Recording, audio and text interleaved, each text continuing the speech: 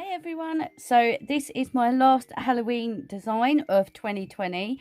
This month has gone like so fast, just gone. So I didn't have a chance to do any designs on my nails, which I am bummed about, but today is going to be the final one. I know I have posted a lot of videos today, but this will be the last one.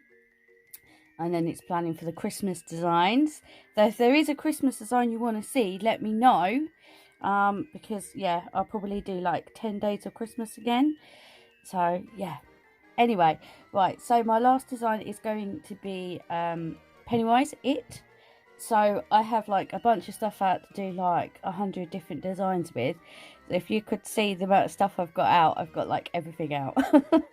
Trying to cover everything, because we all know that once I start doing stuff, I end up changing my mind halfway through. So yeah, I've got everything out, and I'm sure that I'm going to be thinking, oh, I need that out now, and I'm going to need to go and get it. So yeah, we will just see.